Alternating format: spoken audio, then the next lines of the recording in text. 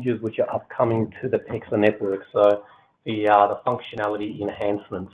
And what we do is we'll look at all of the active releases and cover off the scope items for those active releases. In scope for today, if we just flip to the next slide, Tash, we have, and I'm assuming everybody can see the slide deck that we're presenting via the webinar portal.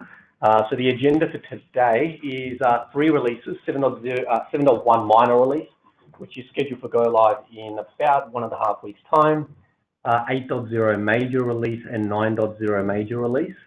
But before we dig into the releases, I'll first hand over to Simon Vallegra, who shall provide a brief program level update. Hi everybody, it's Simon Vallegra standing in for Simon Bray today. In terms of the program update, I'll keep it brief. Essentially, in terms of scope, there's no major change. As previously notified, you should be aware that the subscriber switching that was targeted for 7.1 is now targeted for our R8 release, which is in May. In terms of also PEXA resilience, we're all go for New South Wales, and we're really happy to stand up the functionality in Victoria. That baseline functionality and infrastructure for Victoria look online for 7.1, and we'll be working to gradually increase that resilience piece can support our maintenance release in 7.1.1 and incrementally thereafter. So that's really exciting. The other things to be aware of is in terms of complex assessments for stamp duty in Victoria and New South Wales. There is some risk at the moment in terms of those making our R8 scope and R9, so we're working very closely with the Victorian and New South Wales Registry officers to firm this up at the moment. Other than that, I can't believe it's not major. It's a great release, and we'll kick off and run through the content with the teams. Awesome. Cool. Thanks, Alan. So the first release that we're going to be covering off is 7.1 minor release. That currently, in terms of key milestones, undergoes hard code lock today, which means scope lock. Next week, we'll be doing some pre-production testing on that, and then next Saturday, 3rd of Feb, it will go live. I'll hand over to each of the squads to take us through the scope items relevant to their squad. First up is going to be the FS team, or the Financial Services team, and Amber will take us through her scope items. But before I do hand over, there are a couple of things that I wanted to point out. As we're hosting this session via webinar, we do need you guys to, if you do have any questions along the way, please submit those in writing, and we will field all of the questions at the end. We do have quite a few slides to get through, and this and taking the questions at the end worked out quite well. And secondly, we are also recording the session today. So if you missed anything, don't stress. We will, at the end of this session, send out a link to this webinar. Yeah, so that'll be there for your reference as well. All right, that's it. If also just wanted to check, I'm assuming everybody can hear me properly. If there are any audio issues, just feel free to provide your feedback through the webinar portal in writing, and then we can just adjust accordingly. All right, I'll hand over to Amber. Okay. Hi there, it's Amber from the FS squad. If we go down to, yes, slide 9 is on the screen. So the first item we have here is the ability to edit the transfer, the non-transfer flag. So previously, when you created a workspace, you were asked whether the workspace was going to include a transfer or not, but we didn't have the ability to edit that flag if a mistake was made. So we've added to the workspace settings the ability just to change that flag from yes to no or no to yes, whichever is needed. If you're going from a lodgement workspace to one with financial settlement, you will need to add your financial settlement first if you're going to then include a transfer in it. So that is that one there. And moving on to the next slide. So this one is about replying to conversations. So we have an unread conversations dashboard, which lists out all the conversations which haven't been read yet. And previously, you had to go into the workspace to actually reply to a conversation. But now we have the ability from this dashboard to go into the actions cog and just click reply to that message, and a pop-up appears, next slide, which allows you then just to respond to that message and click send. That item then disappears from your unread conversations dashboard, but it's still recorded in the workspace as previously done. And the next one, so we're just improving and capturing some additional information on the PEXA invitations. So the main ones is really around the party and client names, making them mandatory, and where possible, selecting them by default. So where we've got our mortgagee on titles or proprietors on titles, we'll make sure that those are selected by default. And any incoming parties that are already in the workspace, again, you'll have the ability to enter those if they're not in the workspace, and then again, they'll be mandatory. We've also made the property address mandatory. We've had scenarios where it wasn't coming through on the invitation. So now you'll have the ability within the invitation to it will display the address, and you can edit that address as well, and that will then come through onto the invitation. And that is it. Oh, the screen grabs there just to show an example of inviting the incoming proprietor. You can see the property address and the client names there. And that's it from me. Great. So on to the next item. This is the secondary lodgement verification function that we've delivered as part of our release 701. We're currently now extended this functionality out to New South Wales and Victoria. So in the event that the Land Registry is unavailable on the date of settlements, we will run a secondary lodgement verification on the workspace if the lodgement case had previously had a successful lodgement verification result and no data has changed since that lodgement verification. Now, for New South Wales, that's the rules, and same with the other jurisdictions out there. With Victoria, there are additional caveats that we need to put on our resilience program at this point in time. So for workspaces that require a nomination, where the title has been nominated to paper or another workspaces, that workspace will not be part of that resilience program. So as part of future releases, we will look to also include those types of workspaces, but for now in release 7.1, that's the current resilience program that we've got implemented. Cool, and that was from, by the way, product owner for SETT-710. Sorry. Okay, hi all, my name is Martin Carpich. I'm the product owner for the Practitioner Services Squad. I'll walk through the AXL items and the ME items. So the first one we have here is AXL 753, the setting of responsible subscriber. So previously in PEXA, if you were to create documents within a workspace, whoever created the first document would be set as the responsible subscriber, and any subsequent documents that were created would require users to then go and update that value to make sure it is the correct subscriber. What we've built in PEXA in release 7.1 is automated rules that when documents get created, such as a mortgage, we will update the responsible subscriber field automatically, saving the user clicks and angst. We have, yeah, that's the same one. Yeah, and we've just got some screenshots, a screenshot here that shows how that would manifest itself to the user. So after having created, let's say a discharge existed previously, once a mortgage is created, additional banners will appear on the screen telling the user that the responsible subscriber has now been updated. The next item is the ordering of documents on the doc list screen. So previously when documents were added to a workspace, the doc list screen didn't take into consideration the order of lodgement that was defined in the lodgement instructions. Now, whenever the lodgement instructions order of lodgement is updated, the doc list screen order will reflect that. So users won't have to jump into the lodgement instructions to confirm it. They can just see it directly on the doc list screen. And we'll go to the next one. Funds required to settle.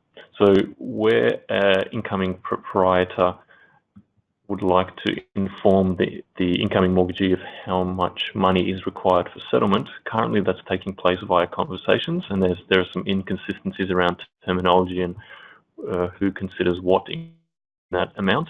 So what we've done is we've standardized that on the financial settlement screen. If we go to the next slide, there'll be a screenshot. And one further. The incoming proprietor will now see this funds confirmation panel where they can enter the total funds required to settle. There will also be help text associated with that field that explicitly defines what that figure should include. And here we have adjusted balance, purchase price, all registered fees, stamp duty, PEXA fees, and professional fees. And there will also be a task to prompt the incoming proprietor to provide this. And now this applies in transfer transactions. Now, once the incoming proprietor has entered a dollar amount here, an email notification will be triggered to the incoming mortgagee. And if we go to the next slide, so the incoming mortgagee will receive that email. They'll come into the workspace, see the figure that's been entered by the incoming proprietor, and add source line items to match. And then the incoming mortgagee will be able to specify whether or not they hold a client authority to provide the shortfall. If they do, they can also specify the last 4 digits of the account that shortfall will be drawn from. If they don't hold that client authority, then a notification will be triggered to the incoming proprietor, informing them of that. And the incoming proprietor will then have to coordinate with their client as to how they're going to provide that shortfall into the transaction.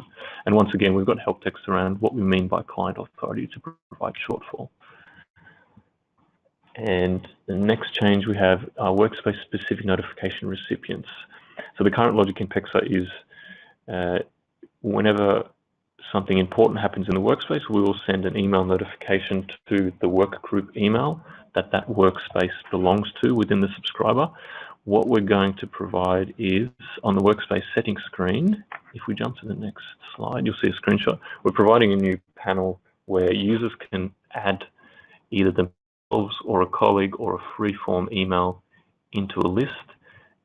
And when an event happens in the workspace that triggers an email notification, in addition to sending an email to that work group email, it will also send an email to any items that users have added to this list.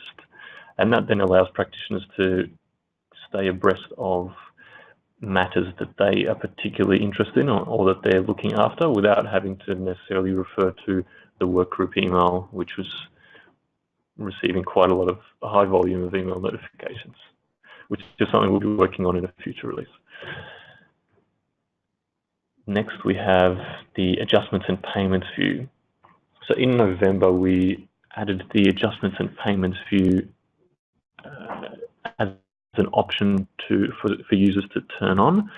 In this release, we will be switching that on for subscribers that operate in Victoria, New South Wales and Queensland, effectively making it an opt-out. So when users log in on the Monday morning after the release, they're the third tab within the financial settlements. And if you go to the next slide, the third tab within the financial settlements will now become adjustments and payments.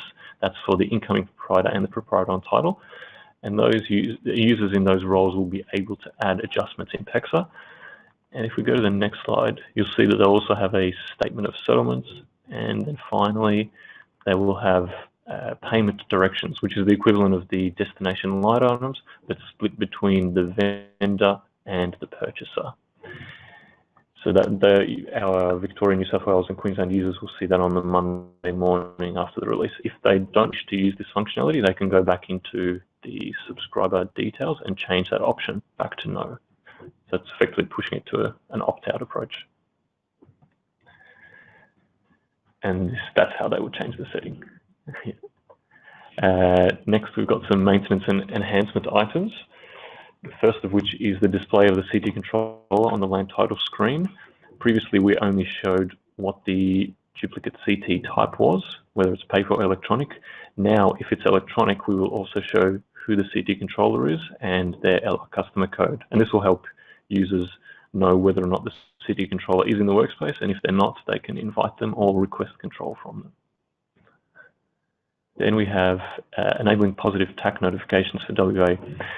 Because of how we've implemented TACs in WA, due to the bulk lodgements and potential for updates, historical updates, we've had to implement overlapping title activity checks in WA.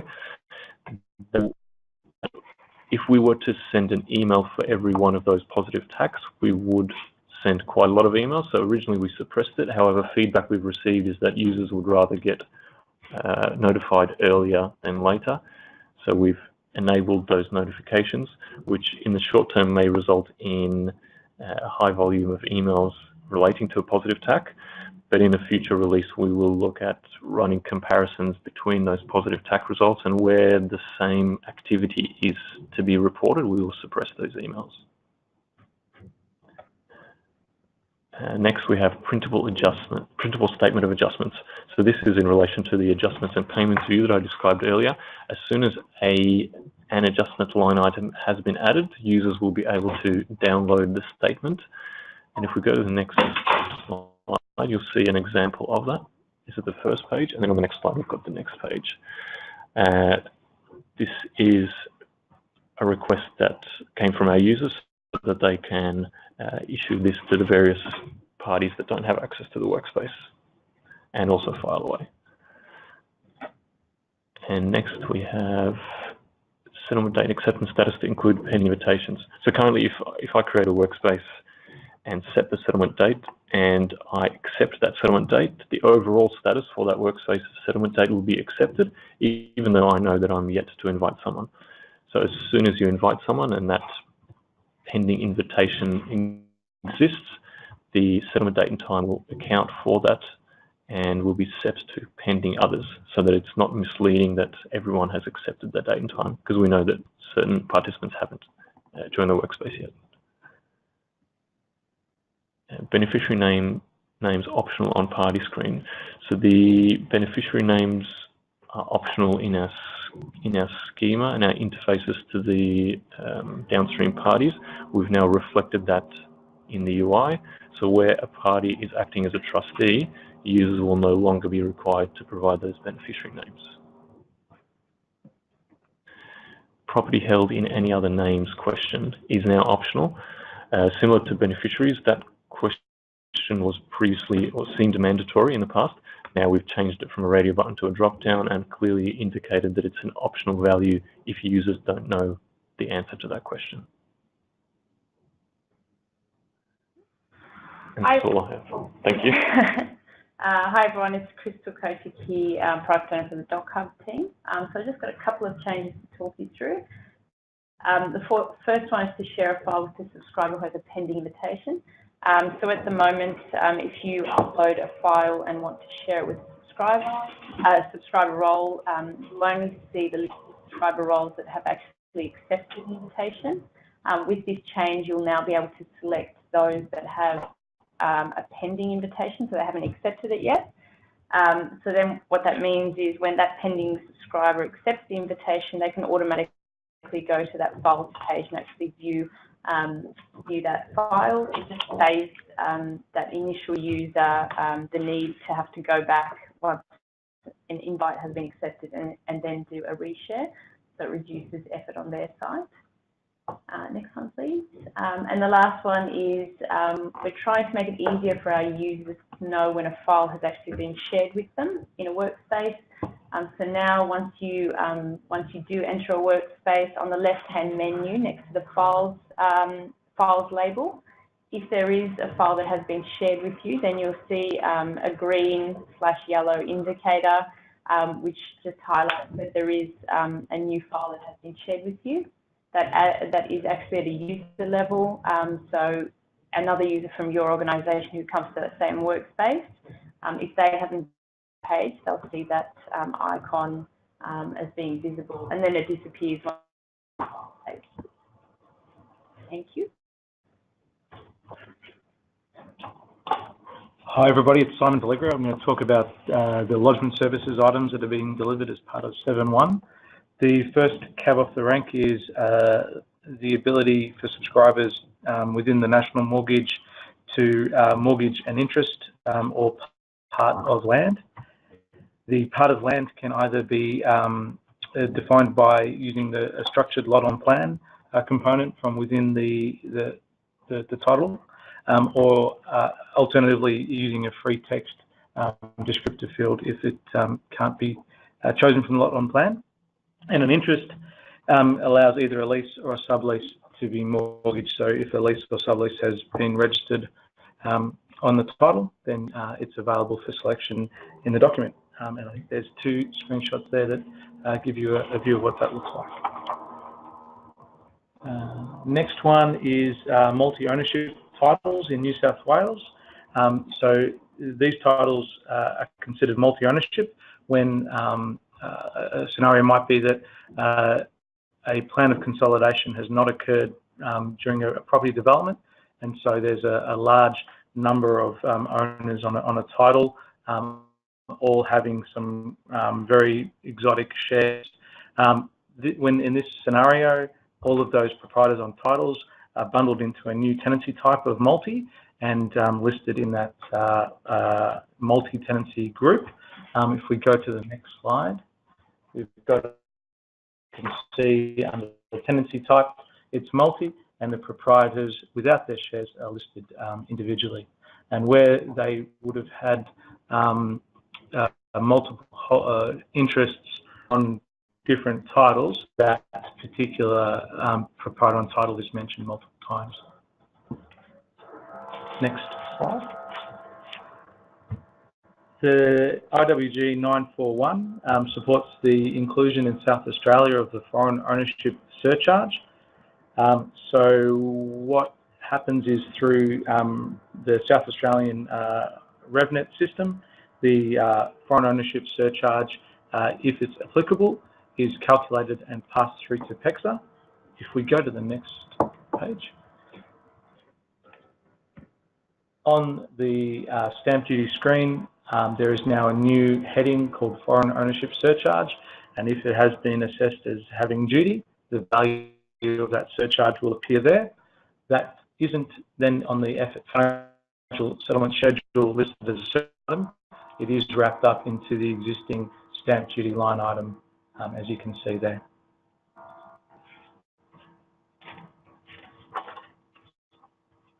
Next one is the transmission application in Victoria. If I can just make the note before I continue that this is unfortunately excluding transmission of an interest at this point in time. We hope to enable that functionality in the short time. But PEXA now supports the lodgement of a transmission application in Victoria, and it can be lodged together standalone or with other documents like a transfer, a caveat, or a mortgage, and without financial settlement. So if a representative is appointed to an estate as where a proprietor has passed away or the proprietor has been made bankrupt, you can lodge that transmission application, and no supporting documentation is required. If we go to the next screen, I can give you an example of what it looks like. So where there's a single title in the workspace, the title is selected and entered. Where there are multiples, you can select which title to use. Then from the selected title, select the tenancy to which the transmission is to apply, and it will display all of the proprietors there and indicate that they're deceased. Where there are more than one proprietor on titles that's deceased, you'll be asked to select a primary deceased party, and then the applicant details are populated in the bottom to indicate who is, I guess, who's receiving the transmission in the role of applicant. And then, yeah, that's it. Probably one thing to note, sorry, around the transmission is that if the proprietor on title does not hold CT control, they may invite in the financial institutions to provide CT control. IWG-885, this is an enhancement to allow more than one MCP on a transfer in Victoria. So at the moment, PEXA supports just a single MCP. From the 5th of March, in line with the functionality released from Land Use Victoria, we'll have the ability, using the Add button, to add in more than one MCP reference on the transfer. Pretty straightforward from what you can see on the screen there. The next one is part of tenancy transfer. So in Victoria, any transfer that includes a proprietor that's already on title who wants to remain on title, it couldn't currently be processed in PEXA due to the SRO considering the party remaining on title was a different person and would be calculating 100% stamp duty as well as incurring an additional PEXA fee. So what PEXA has done is it now allows transfers where a title is remaining on title, where a proprietor on title is remaining on title, so that a scenario B on title and B comes off, so it's just A remaining. Other ones where some of the proprietor on title are remaining and new transferees are being added. So where there's A and B on title, but C, D and E are coming on and A is remaining, or any of the combinations that entails. If we go to the next slide, you can see that in this example, that both the transfer and the national mortgage have been updated to allow proprietors on title who are staying on title to be selected as mortgagors. In addition to that, the proprietor on title who represents the transferee in a transfer is granted access to view the stamp duty screen. And in the signing screen, we've updated it now to make it clear who the subscriber is signing on behalf of, and it's both, and calls out whether the transferor or the transferee in the signing block. I'll make a note for some of these too that there are some videos that are being uploaded to our community site that have a more detailed walkthrough of many of these functionalities. We don't have time to go through these today, but I think we'll circulate some links to those so that you can get a better feel for how that looks in real life. Next one is IWG-994, accept and display annuity charges. If we can go back one slide, please. Sorry. There we go.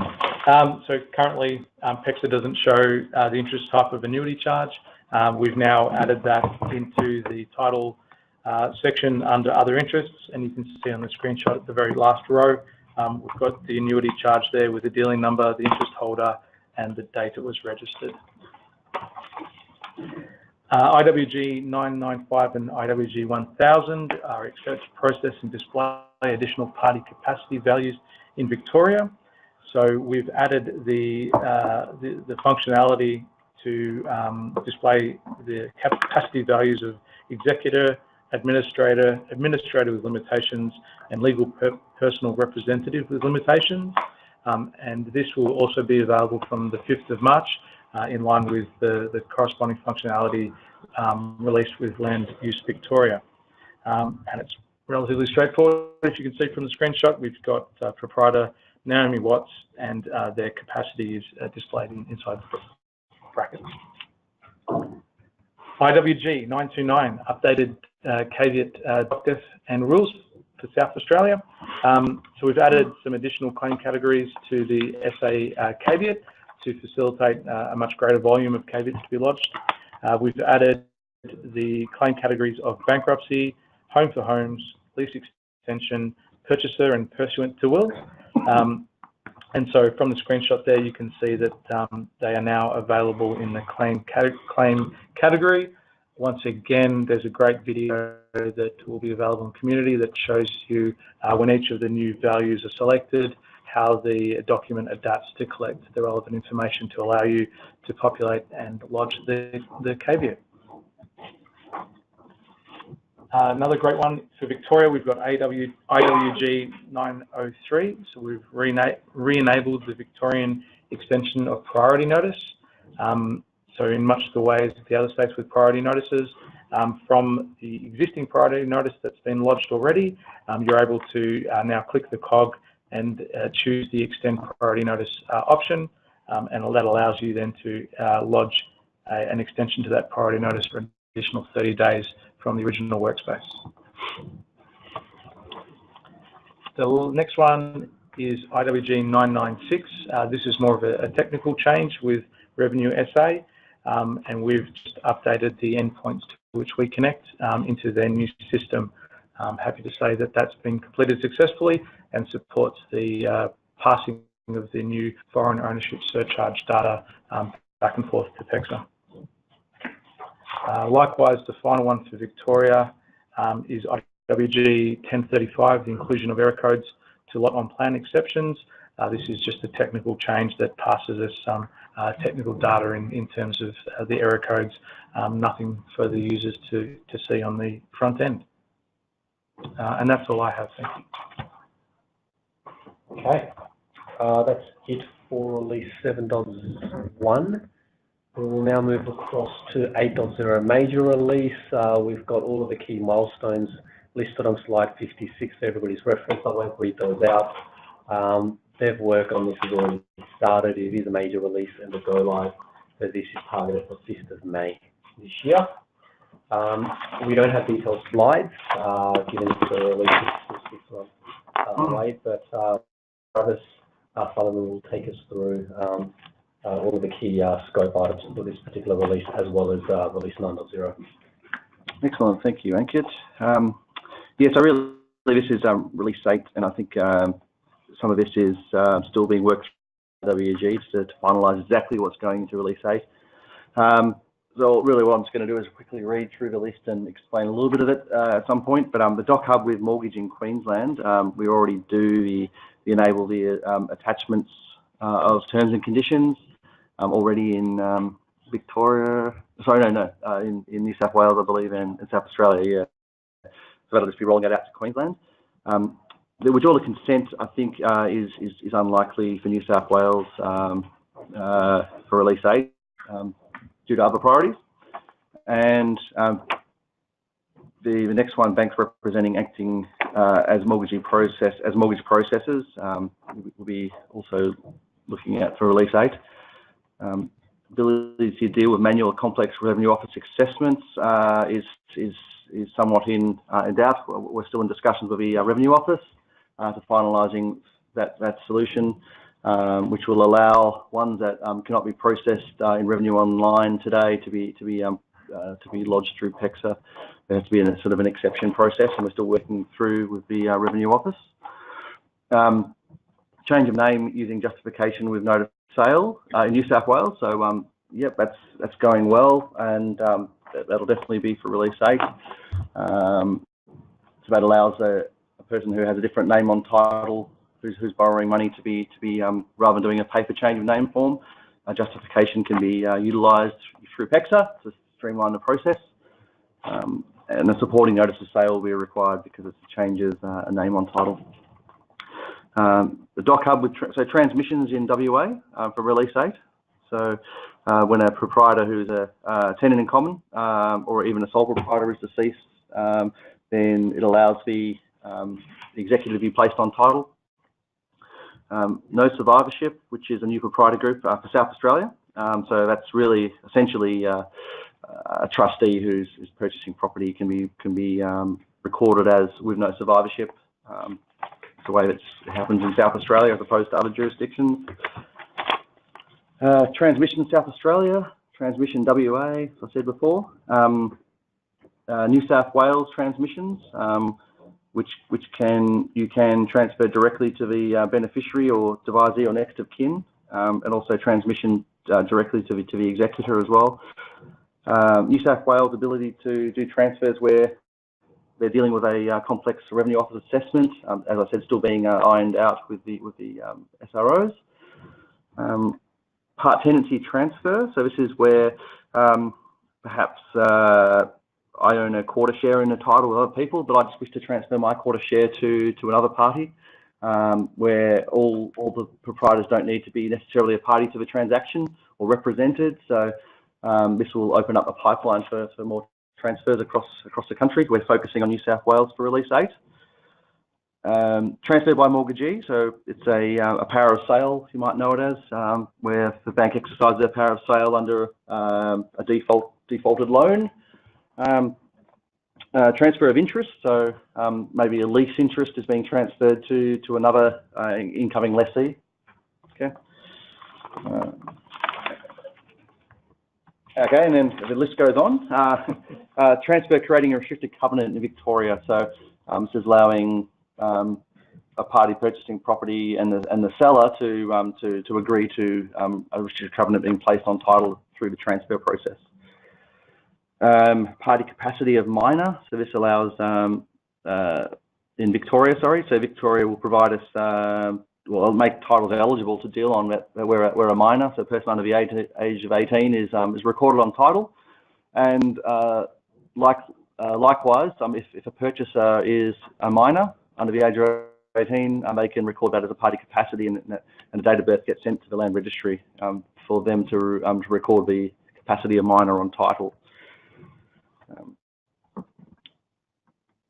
Enable transfer and stamp duty where purchaser is acting in capacity in Queensland. So release 7, I think it was. So last release we allowed, the Land Registry allowed us to deal on titles which are held in trustee or its personal representative to enable transfers on those particular titles. This is the equivalent one where we're allowing purchasers who wish to purchase as trustee or personal representative to be a transferee in a transfer. So that opens up more transactions in Queensland, which is a good thing. Transmissions in Queensland, and the new service to validate the FRCGW. Yes. Foreign residents capital gains withholding. Okay, hopefully that's self-explanatory. And the next one is enable titles held in capacity as executor or administrator to be transacted on PEXA. I believe that's a WA one. So that's similar to functionality we have already in Victoria. We can now deal on titles where the proprietor holds as executor or administrator, which is good. Cool.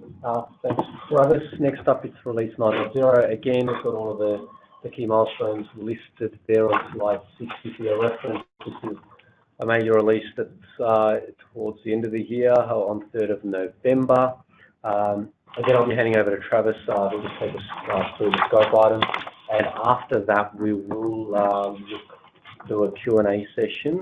So just a reminder, if you do have any questions, feel free to submit that through the webinar portal. We've had 3 questions submitted so far, so we'll read those out and we'll look to address those questions straight after this final coverage of release 9. Okay. Once again, I'll go through the list quickly. A lot of this is really just enabling the same functionality that may already be in an existing jurisdiction for release 8 out to further jurisdictions. So just running through the list, we'll be able to look up a title using a lot on plan in South Australia. You'll be able to do a change of name using a justification within a national mortgage in South Australia. You'll be able to do a survivorship utilising the document hub for evidence in WA, notice of death in New South Wales, notice of death, aka survivorship in WA as well, survivorship South Australia, caveats in New South Wales which may require further supporting evidence or consent in New South Wales. So just the ability to lodge caveats like you can today, but also attach or upload supporting evidence in New South Wales. New South Wales Doc Hub with transfers. So this is, today you can do transfers in New South Wales, but I think particular ones aren't eligible because they require a minister's consent or somebody's consent. So this will be giving you the ability to scan and upload your consent, which gets lodged with the transfer. Open scope of folios to include other interests in New South Wales. So I believe this will just be, currently we get RITs, mortgages, caveats. This will be providing further information into PEXA, so leases, subleases, etc. in New South Wales. A standalone change of name in New South Wales, so it may not be linked to a mortgage necessarily, but the proprietor has changed their name for whatever reason, so you'll be able to lodge that as a standalone change of name document. Transfer by mortgagee in New South Wales, so a power of sale, which will already be in Victoria, which is good. Transfer of interest New South Wales, transfer of interest Queensland, further interests on title will be provided to PEXA from the jurisdiction of Queensland.